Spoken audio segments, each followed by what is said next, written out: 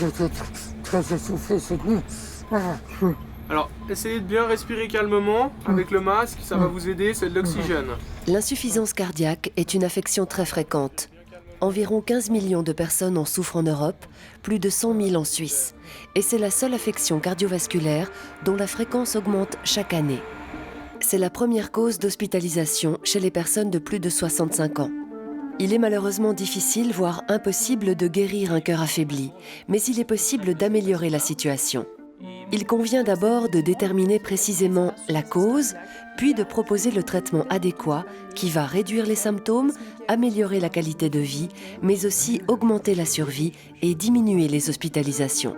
Ce film a pour objectif d'informer sur l'insuffisance cardiaque, ses mécanismes, ses causes, d'alerter sur les symptômes, de présenter les différents traitements et de montrer les bonnes pratiques, les bonnes attitudes pour vivre et vivre le plus longtemps possible avec une insuffisance cardiaque. Il faut bien que vous le gardiez, c'est vraiment important.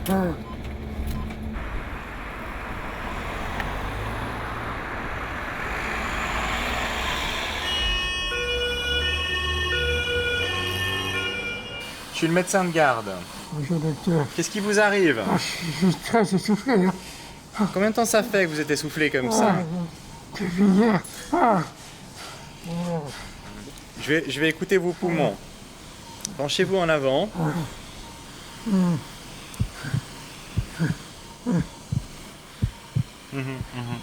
pouvez vous coucher. Ouais. Ouais, donc on entend que vous avez de l'eau sur les poumons. Hein. Ce qu'on fait maintenant, c'est qu'on vous donne un médicament pour vous faire uriner. Donc éliminez cette eau et vous verrez, vous vous sentirez beaucoup mieux rapidement. Hein. Et puis après, on va faire encore quelques autres examens. Bonjour monsieur, je vais vous faire une radio du thorax, d'accord? Hein? Alors, vous ne bougez pas, je vais vous mettre une plaque dans le dos, ça va être un peu dur, un peu frais. Voilà.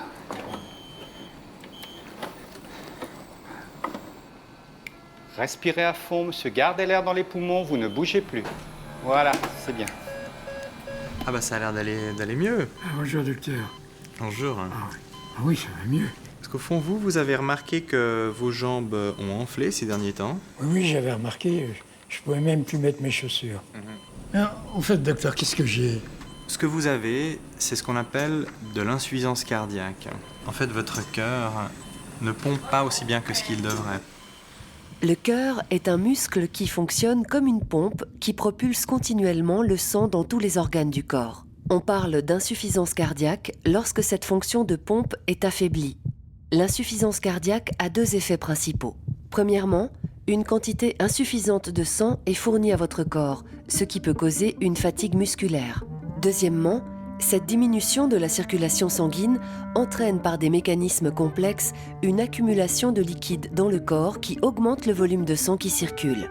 Ce liquide a tendance ensuite à s'accumuler principalement au niveau des poumons, ce qui réduit l'absorption d'oxygène dans le sang. C'est la cause de l'essoufflement, de la toux ou de la respiration sifflante. Cette surcharge de liquide peut aussi provoquer un gonflement des chevilles et des jambes. L'accumulation de liquide peut encore se produire dans votre foie et vos organes digestifs et réduire votre appétit. Enfin, tout ce liquide supplémentaire va augmenter votre poids. Vous pouvez alors être limité dans la moindre de vos activités, devoir consulter votre médecin ou même être admis à l'hôpital. On va faire deux choses. La première, c'est introduire un traitement qui comporte plusieurs médicaments. Et puis d'autre part, on va aussi faire d'autres examens parce qu'il faut qu'on comprenne pourquoi vous avez de l'insuffisance cardiaque. Les premières causes d'insuffisance cardiaque sont principalement la maladie coronarienne et l'hypertension artérielle. La maladie coronarienne est le rétrécissement des artères coronaires, celles qui alimentent le cœur. Lorsqu'une artère coronaire se bouche complètement, une partie du muscle du cœur ne reçoit plus d'oxygène et peut être détruite. C'est l'infarctus du myocarde. Si les dégâts sont importants, ils peuvent entraîner une insuffisance cardiaque. Donc là, on voit votre cœur par en dessous. Et là, on a déjà de bonnes images. Il n'est pas trop foutu, mon cœur, non? Le ventricule gauche, en fait, se contracte un petit peu moins bien que la normale. Vous arrivez à voir? Oui, là, je Oui. vois. Alors le ventricule gauche, c'est cette partie-là du cœur. Et normalement, donc, il se contracte de cette façon-là. Cette contraction est importante parce qu'il éjecte le sang dans le corps. S'il ne fait pas aussi fort que normalement, eh bien, ça peut expliquer pourquoi vous étiez essoufflé ces derniers jours. Des cardiomyopathies, maladies du muscle du cœur, des malformations du cœur à la naissance ou encore des anomalies des valves du cœur peuvent aussi être à l'origine d'insuffisance cardiaque, mais ces causes sont plus rares. L'hypertension artérielle, c'est-à-dire trop de pression dans les artères pendant des années, est également à l'origine d'insuffisance cardiaque, car il y a augmentation de la charge de travail du cœur qui doit pomper le sang contre une pression élevée. L'élément principal qui ressort comme ayant provoqué cette insuffisance cardiaque, c'est une hypertension artérielle, donc une pression trop haute dans les vaisseaux, qui est là depuis un certain temps chez vous. Mais ça va mieux, là, je suis presque guéri, je vais pouvoir partir. Alors vous allez pouvoir sortir, c'est la bonne nouvelle. Maintenant, on ne va pas pouvoir vous guérir, puisque l'insuffisance cardiaque n'est pas une maladie que l'on guérit, mais une maladie que l'on stabilise. Même si l'insuffisance cardiaque ne se guérit souvent pas complètement, on peut améliorer la situation grâce à plusieurs types de traitements.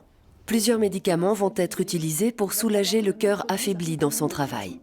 Les inhibiteurs de l'enzyme de conversion ou autres médicaments apparentés dilatent les vaisseaux sanguins et font baisser la tension artérielle. Les bêta-bloquants ralentissent la fréquence cardiaque et font également baisser la tension artérielle. Les diurétiques favorisent l'élimination de l'excédent d'eau et de sel par les urines. Les antagonistes de l'aldostérone bloquent l'action néfaste de cette hormone sur le cœur. L'ivabradine agit en ralentissant la fréquence cardiaque. La digoxine peut aussi aider le cœur à mieux pomper. Tous ces médicaments ont des bénéfices prouvés sur les symptômes, la réduction des hospitalisations, mais aussi sur la survie. Il faut être patient, car les dosages efficaces ne sont atteints qu'après plusieurs semaines de traitement. Des effets indésirables peuvent survenir et il faudra les signaler à votre médecin traitant. N'arrêtez jamais un médicament sans en parler à votre médecin traitant. Par les médicaments, changer l'hygiène de vie, vous n'avez rien d'autre comme traitement? Parce que moi j'ai un ami qui m'a parlé qu'on lui a mis un pacemaker. Il y a des possibilités qui existent, dont vous avez peut-être entendu parler, qui sont notamment un pacemaker, un défibrillateur, mais ce sont des choses qui ne s'appliquent pas pour l'instant à votre cas et dont votre médecin traitant pourra vous reparler si le cas devait se présenter. En plus des médicaments, il est essentiel que le patient collabore activement à son traitement, car il va devoir adapter son mode de vie et apprendre les différentes mesures d'autocontrôle. Vous avez un pilulier à la maison? Un pilier, non? C'est vraiment très pratique. Vous en trouvez dans toutes les pharmacies. Il y a plusieurs colonnes et des espaces dans chaque colonne qui vous indiquent à quel moment vous devrez prendre vos médicaments. Il doit également être attentif aux symptômes d'alerte. Contrôler chaque jour son poids, selon l'avis du médecin, sa tension artérielle et son pouls.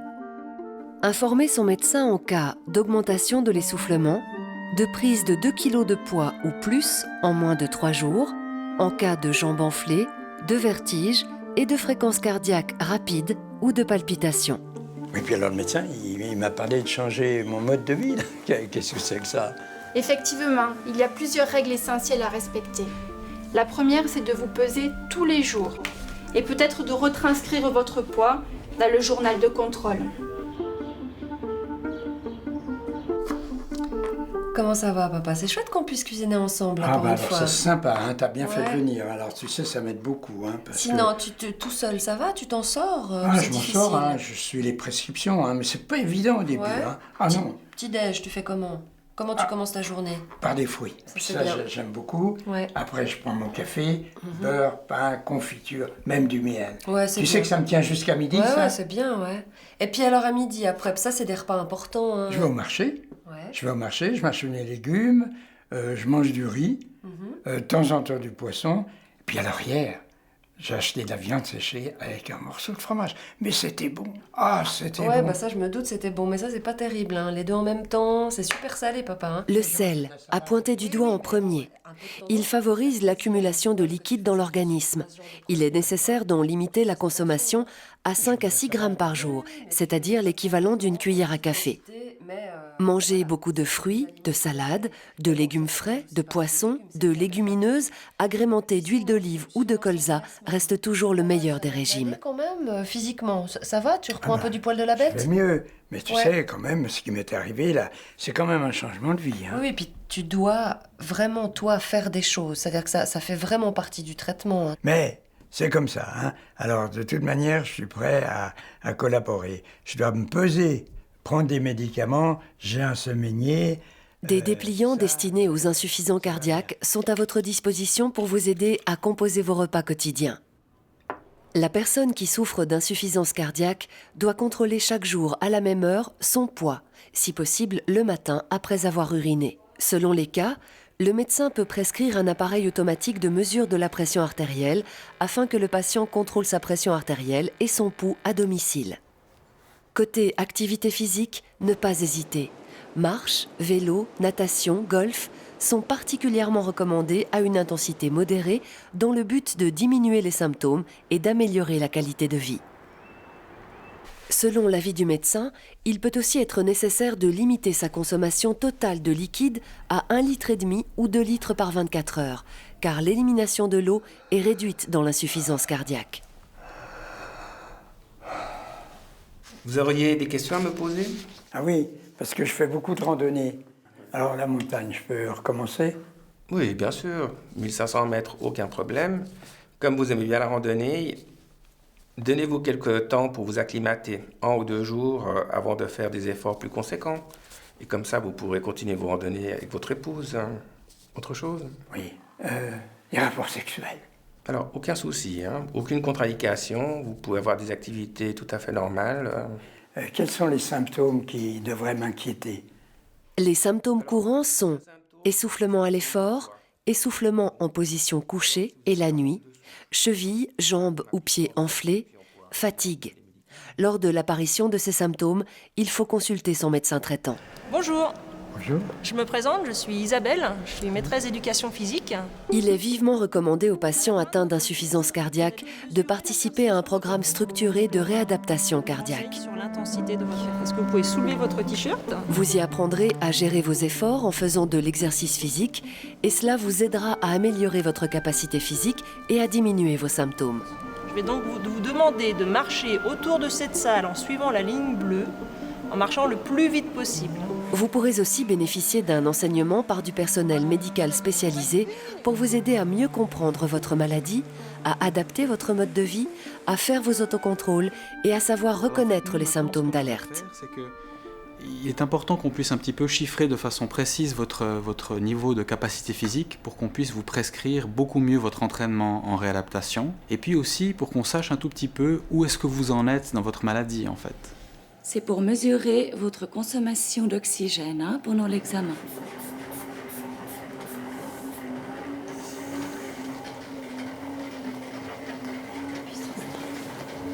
Voilà, 3 secondes, on continue ou on s'arrête? Et voilà, on termine le test. Magnifique. Vous avez vraiment fourni un superbe effort. Magnifique.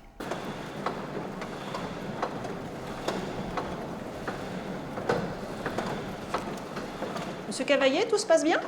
Oui, c'est vrai. Est-ce que vous pouvez me situer l'intensité de votre effort sur l'échelle de Borg? Eh bien ici, 13. Un peu difficile? un peu difficile. C'est parfait pour votre réadaptation. Bien qu'elle ne puisse généralement pas être guérie, l'insuffisance cardiaque ne devrait pas vous empêcher de faire la plupart des activités que vous aimez et de continuer à profiter de la vie grâce à un traitement et un soutien approprié. Votre santé future dépend d'un traitement efficace, mais elle dépend aussi de vous. La collaboration avec votre médecin ou votre infirmière pour contrôler vos symptômes et la manière de suivre votre plan de traitement peuvent faire toute la différence.